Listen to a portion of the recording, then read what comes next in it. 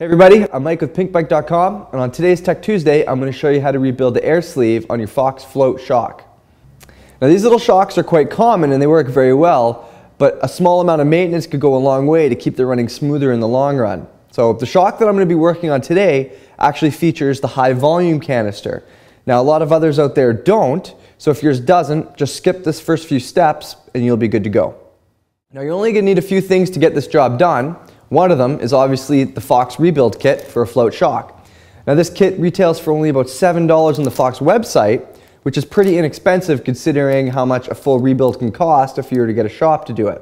So no excuses for you not to do this. Now the other things you're going to need is a rag, either a pointy spoke or an awl, and some eye protection. You're also going to need a shock pump to repressurize it after you're done. And when you have all this, you're ready to go.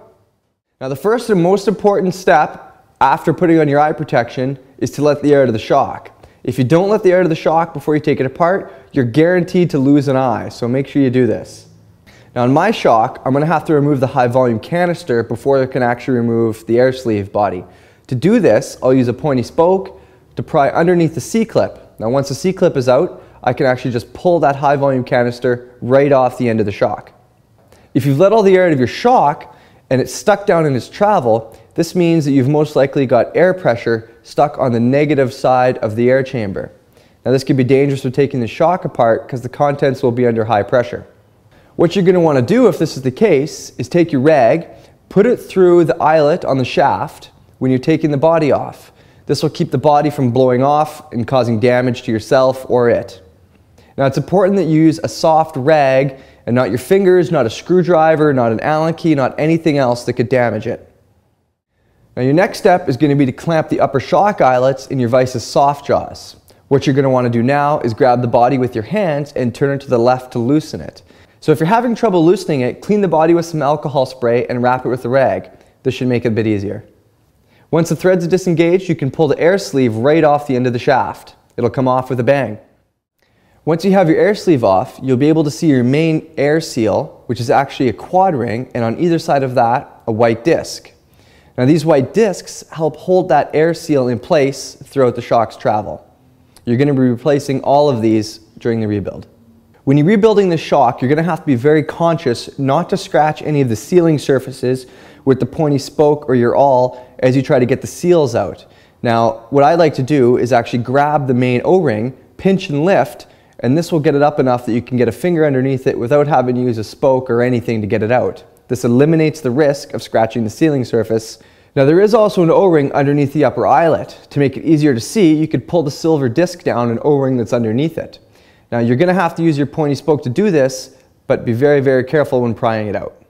So at this point, you should have the main O-ring seal, your quad ring, the two white discs that were on either side, and also the O-ring that was up underneath the upper eyelet all out of the main shock. Now we're going to move on to replacing the seals in the air sleeve itself.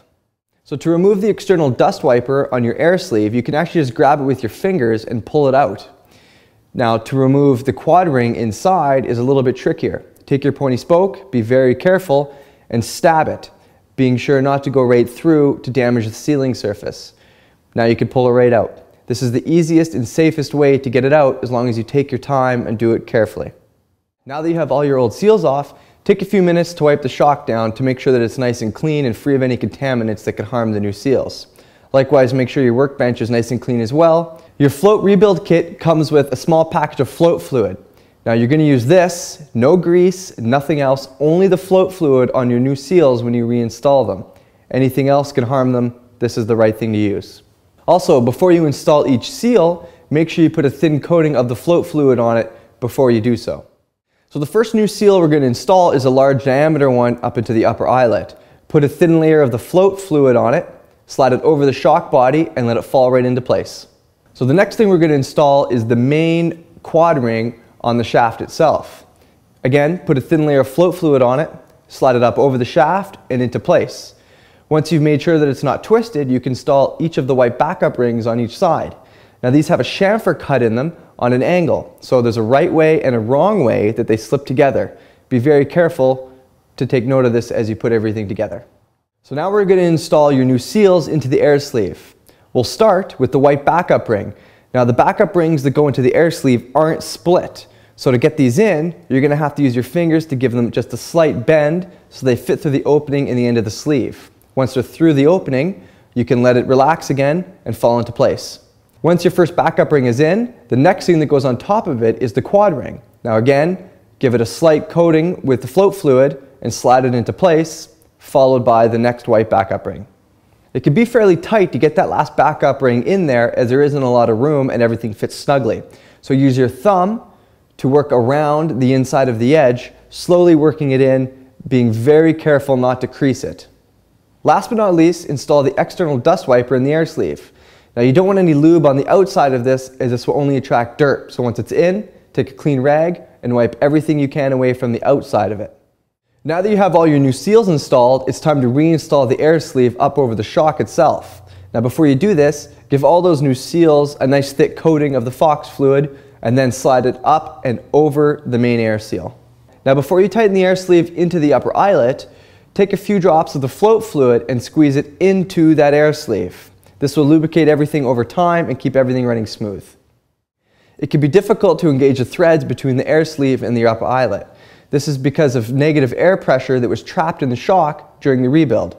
Now one trick to make this easier is to dial the rebound to the full closed position and then fully compress the shock before you try to engage those threads. This will give you enough time to screw the two together. Now it's important to remember that air sleeve only needs to be snugged up firmly by hand. Don't be using a strap wrench or anything to tighten it down too much.